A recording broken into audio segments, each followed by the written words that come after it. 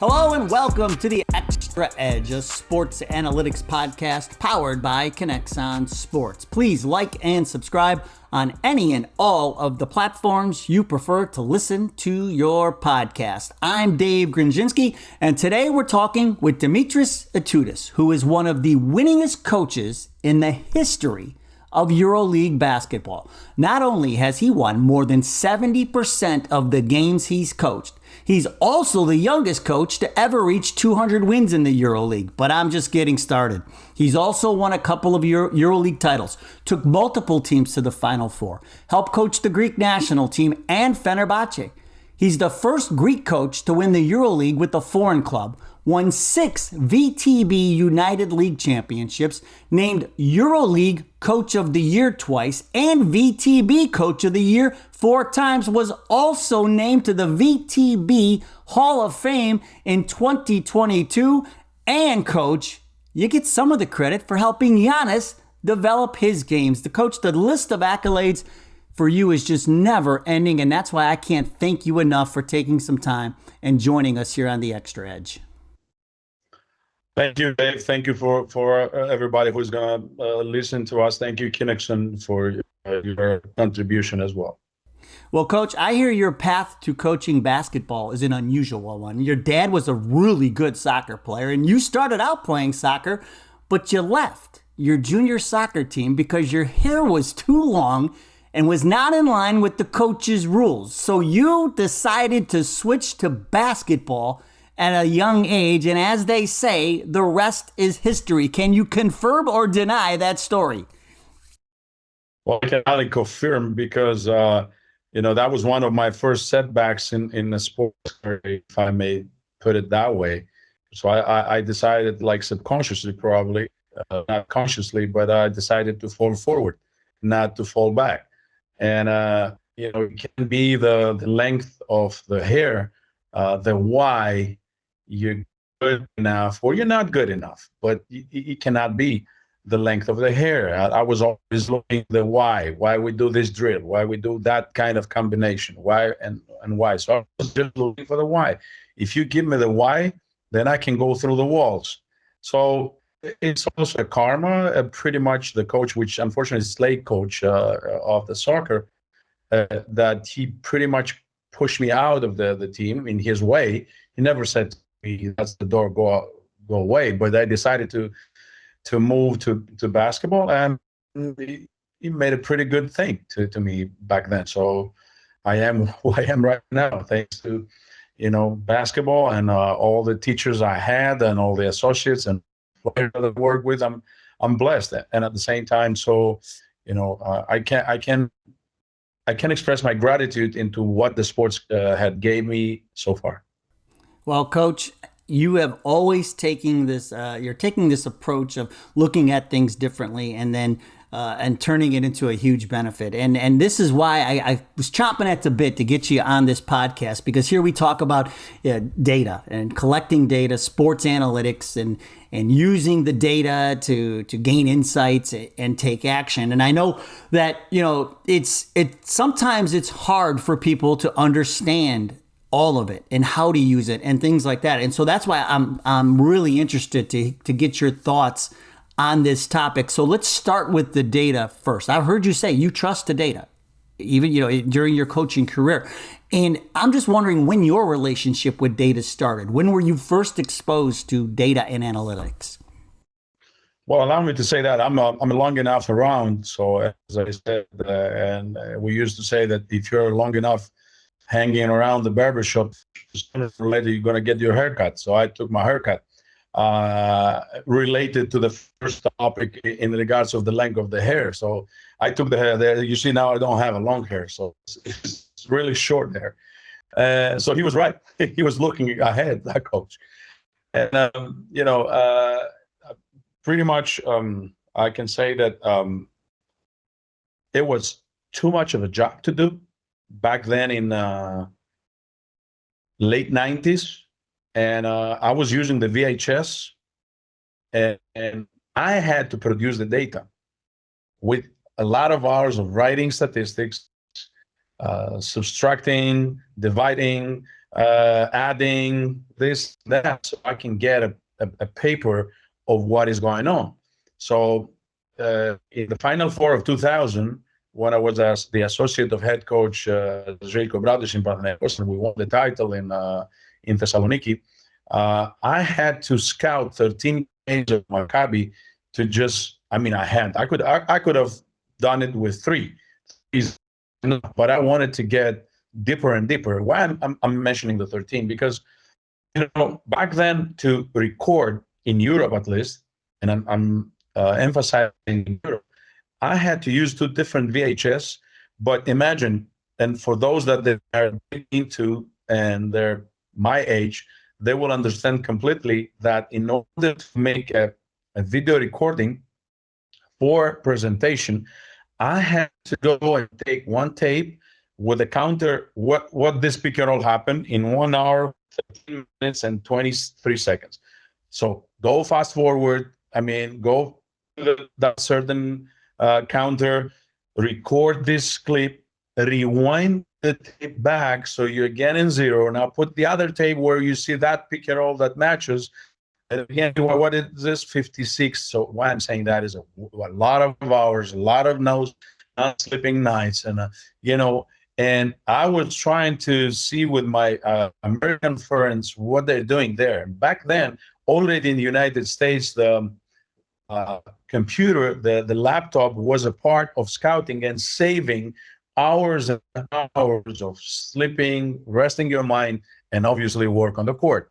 So in 2000, we start working with another platform, which to the day is a very good platform to analyze games and get game statistics. So Synergy was one of the back then in 2000 that we worked with, and many other companies. And that started saving my time and giving me more data, which now I used it to justify more convenient what my idea was, why we have to do this, because it's also the numbers are familiar with. And just for the history, that was the, let's say, I can place it when it was this revolution happening with me. So now I can, let's say, put all the game into a Dazzle back then that we were working, and then through the Pinnacle or Dazzle that we used to doing it with computer, I can use some more fancy things, present to the players. It was an interesting revolution here in Europe that now we use also the computer. So I can pretty much put it over there late 90s and beginning of 2000. So let's move forward to when you're introduced to the IMU system.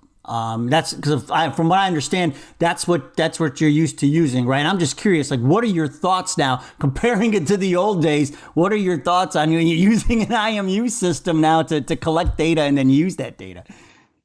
Well, now we are going towards a direction where it's a bombing of data. It's allow me to say it is a bomb.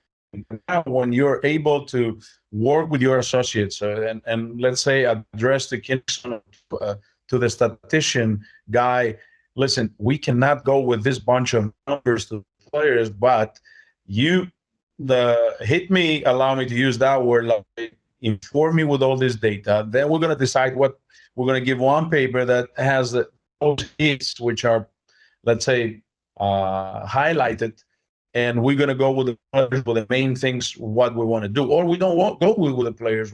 We just say to them, and they trust because we make so much of an analysis. So we're going to force this certain player to the left because his percentage to the left side is reduced comparing to the right. So, etc. So right now we are having a lot of bombing of a lot of data, but data is a very helpful tool into saving time, trusting the machine and the guy who uses it, the statistician, the numbers, and then use it in a proper way, the way that will not create any kind of a trouble to the player with so much information, but in the way that helps to build some kind of a strategy. So as far as data collection, I mean, it's very useful in practice, but do you also see a use for it in games? Do you think teams should be using put the wearables on during a game so they can compare data with the games to practices? Definitely.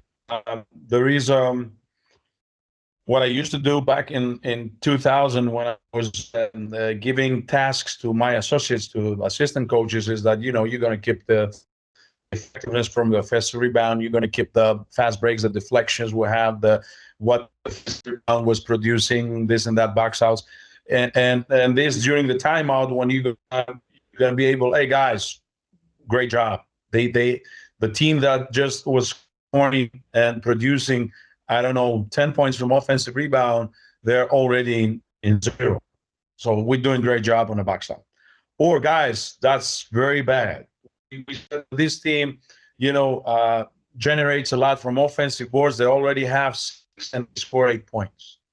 And we got 3 fouls out of that. So if you can hit the player with a certain information during the timeout, during the first quarter, during the halftime, and this is where another revolution have happened to me. It was when I realized we can have a live scouting and scouting report with the image in the locker room.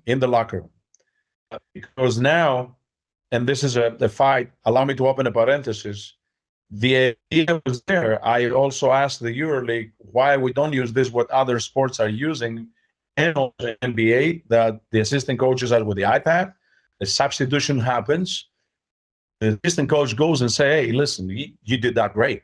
Because we need to say also, bravo. It's not the analysis and the data doesn't go only to blame somebody or to start confronting or to start accusing him of something. It's also to say, bro, you did a great job. That's the right ankle. You turn the ankle good. You had a good pass. You go there. So why we don't use the iPad during the game? Many coaches are using the iPad just to keep stats, but they cannot give us the footage. So this is something that we as a union of head coaches board, which are proudly president, we need to change and, just to be allowed to show also the footage.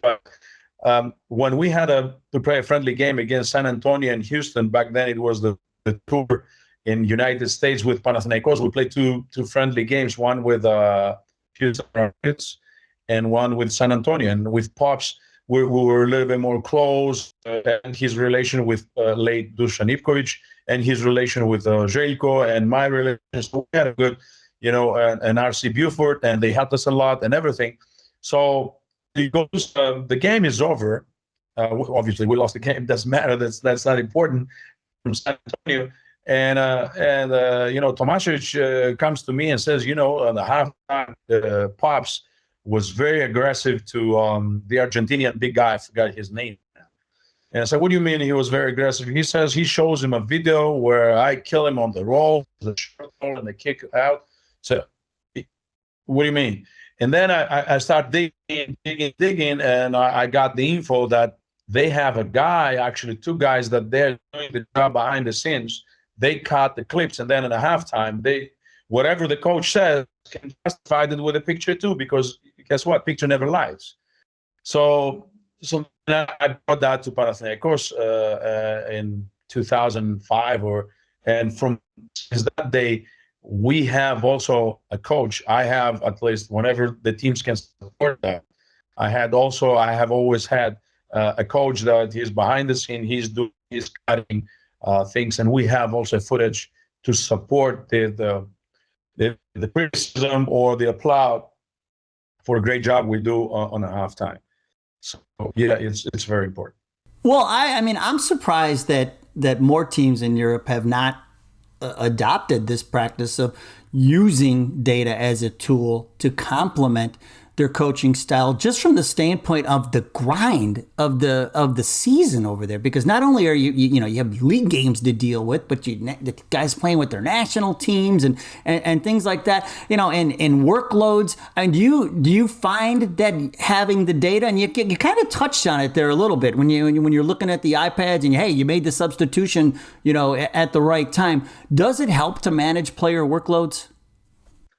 Definitely. Now we're going to more specific areas where it has to be, where we're talking about prevention from injuries, where we're talking about loading, physical loading, obviously sometimes mentally loading. We cannot right now have the right data, although the programs allows to the coaches, to the strength condition, to the head coach, which let's be honest, in Europe, the head coach has the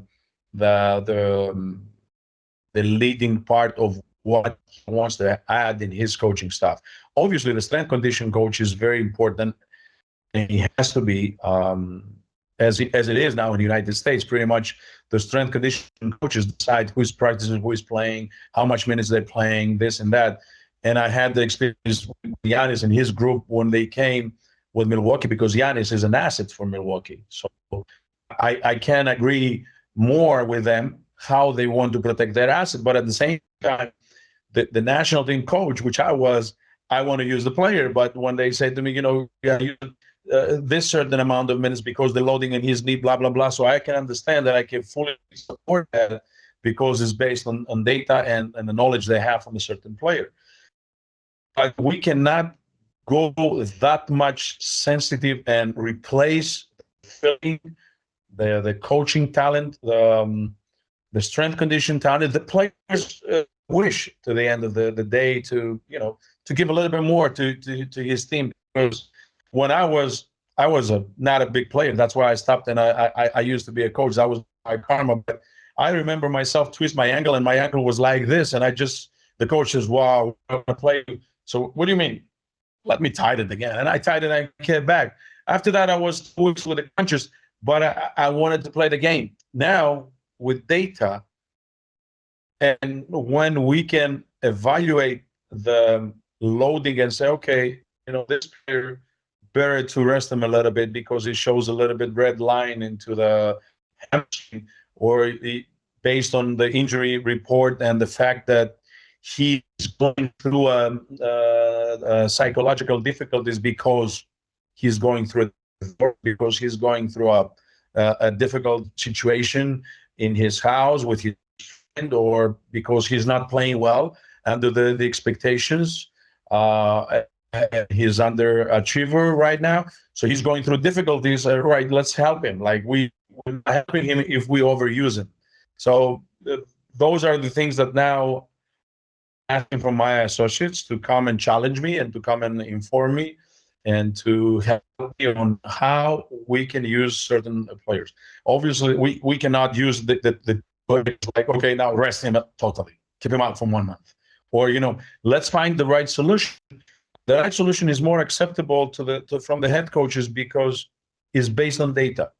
It's not based just on what your gut said, which are important. Allow me to say that we cannot be we're not going to coach now the teams with robots and just data. We're going to coach again with a way that you see it, witness it, experience it, and you feel it. But always take the help in a timeout when hey, this guy is 55%. Make a foul. Or this guy this week was shooting amazing. He's at his best. So draw a play for him. It's all to be justified. Well, one of the things I've heard you talk about is trusting the orchestra. That time when the conductor takes the baton and puts it down and just lets the orchestra play. I know music is a big part of your life. I know you mentioned, I've heard you talk about your dad playing the bouzouki, and it's near and dear to my heart. I have a son who's a music theater major. He's about to graduate and he's going to go on. He wants to be a performer. Music's a big part of his life. Music is a big part of our life. I totally agree with you. I'm a huge Barry Manilow fan. I'm a fan of Low. Like I've loved music. From the time my dad played in a polka band, he played the drums. So unfortunately, he's no longer with us, or I'd say we should form a family band.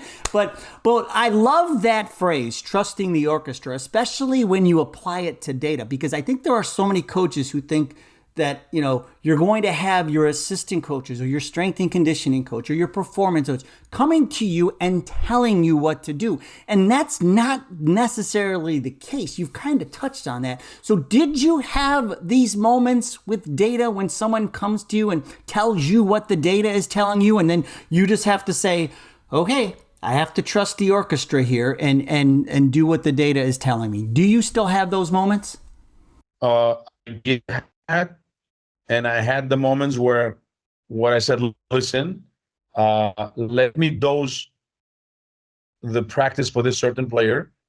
And then if something happens, I take it on me. So there are some moments that with the experience is not because I'm acknowledging the fact that the assistant coach or the strength conditioning coach comes and says, hey, he's on the bread.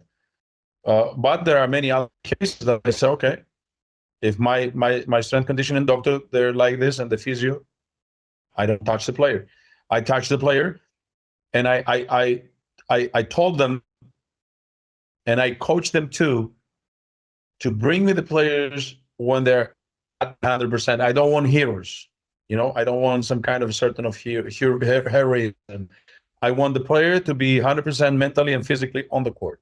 So prepare him. And now we have to understand also the coaches. And I went through this last season of mine to huge difficulties where I was missing at the same time 6 players.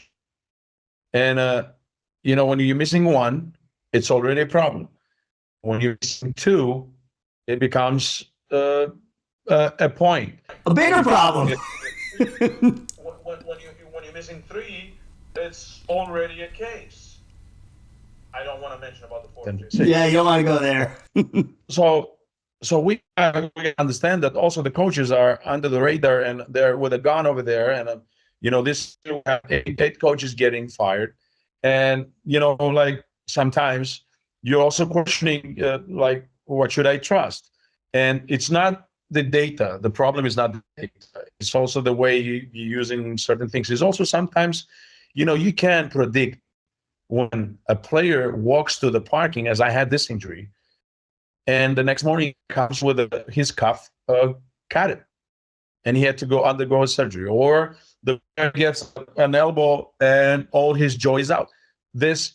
None of the data can predict. Okay, let's understand. But if we reduce the risks we have had in the past with data, then really we can marriage that, and we have a synergy of data, experience, feeling, because you witness it, and that's a great synergy. That's the music, as you said. So you have all this composed, all this together, and it gives you something.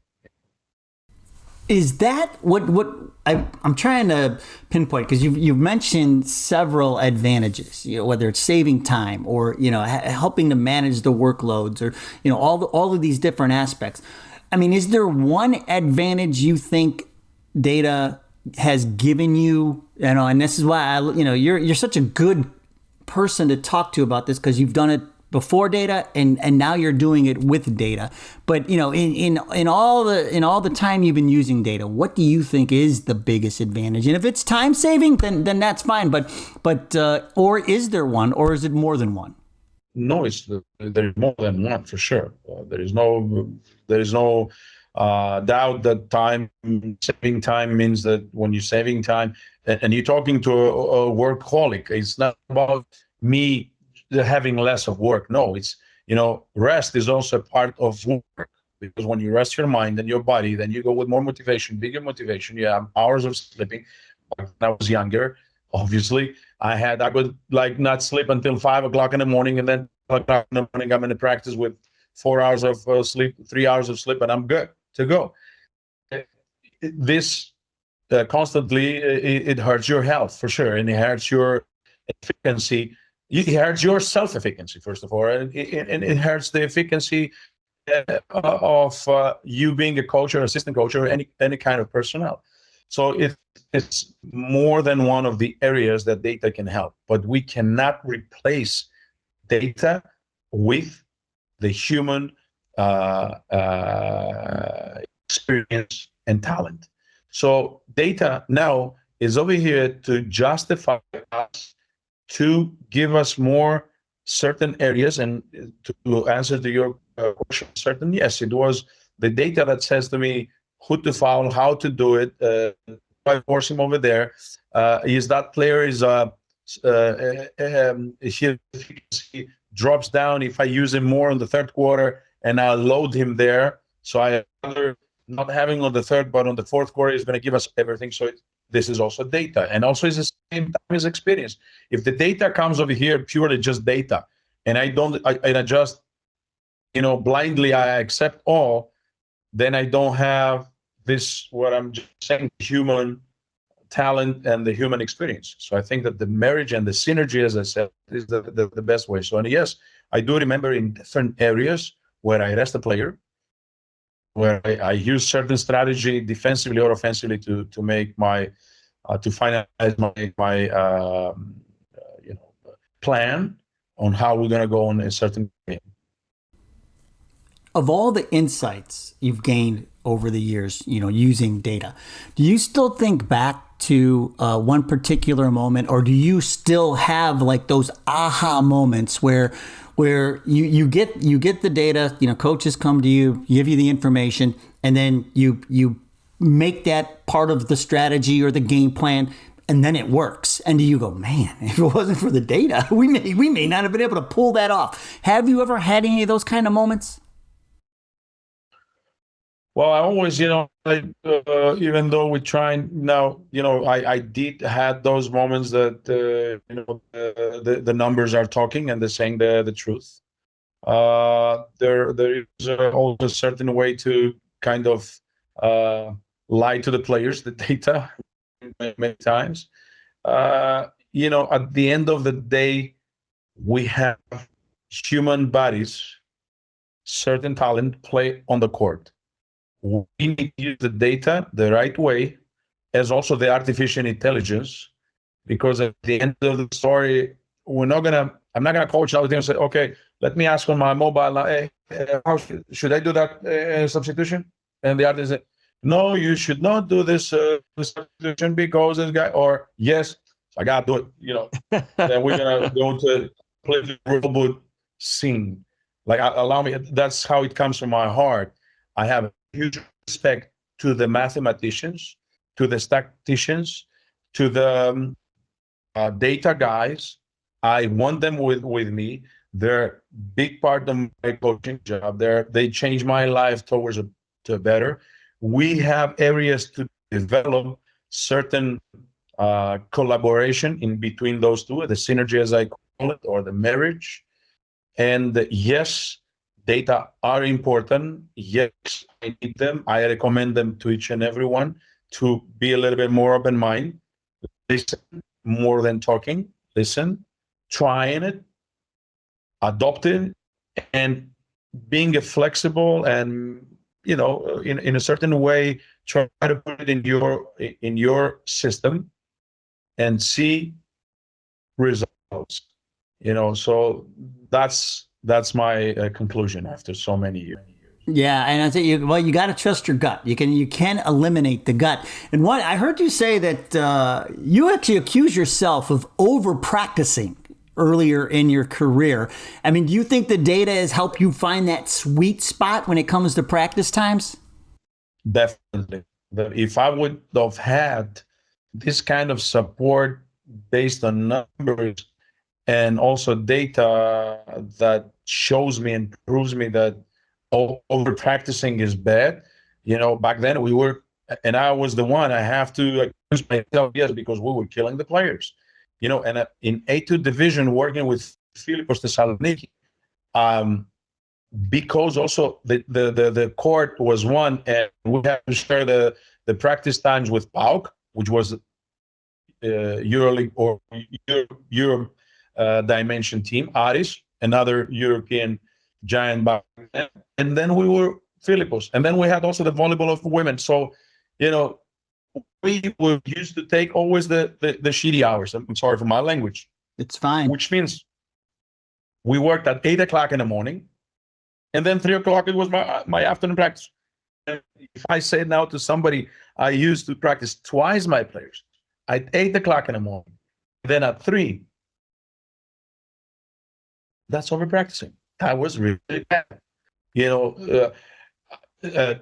Is that the fact why many of those players? I'm proud. Two of them, then they play to the elite league. They make their career. They're happy and everything. So, but we were evolving. We were doing mistakes. We were doing differently. Maybe it's not mistakes. Maybe that was the way that back then coaches were working. Like when you don't practice a lot, then you don't get the respect from the players. But back then we had one game in a week, and maybe no travel because you have to go, 1 kilometer away and play the opponent.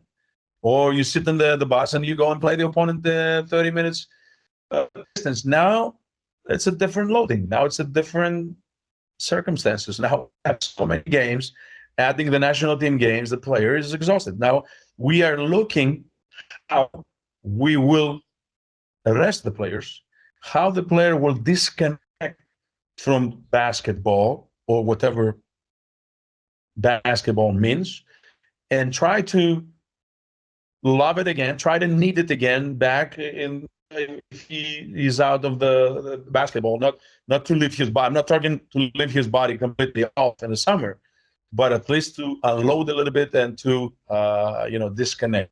This now data can give you. So back then, as I said, if I would have that, probably I would have used it in a different way. Yeah, because there's the overloading, but there's also the underloading too. If you got a light week or you got a guy who's not getting minutes or whatever, but you still want to keep them, maintain that same level. And I've heard you talk about, and I'm a big control what you can control guy, and I've heard you mention that. And you say, as a coach, you can there's things you can control, right? If you want to run a pick and roll, you want to play zone instead of man, you want to you can control those things. And when we talk about a lot of times on this podcast, data providing insights, and then some of the actions coaches take is maybe with strategies and tactics. And I've heard you talk. It's all kind of blended in, But do you feel that way too, where this now becomes the data becomes part of your decisions when you're controlling what you can control? You mentioned it, like forcing a guy to go left, or let's foul this guy because it all plays a role, huh? That's what it sounds like to me. I feel naked if I don't have data. Allow me to say that. I feel naked if I go out there without having data. When I sit to scout a game, I will scout the game. And without data, I'm going to be able to go out there and coach. But I feel naked if I don't have also certain numbers. And okay, it might come to a certain point that I have to take decisions. So I will be less effective, or I will lie to my boss if I don't use the data, which now I have. So I feel it, I need to have data as well with me. That's why I give so much of a job to my assistant coaches. I try to educate it why we need to use this in this certain way, the data during the game, during the practice, and during in everything what we do in our. Yeah, and again, it goes back to like we were talking about the European coaches. You guys have to balance so much more than what happens here in the States, because the guys play in college, they go from college to the pros. They're one team, and the only other time it comes around is like this time, Olympic time, right? But that it's not even a part of the season. It's after this. It's in it's during the off season, and it's so easy.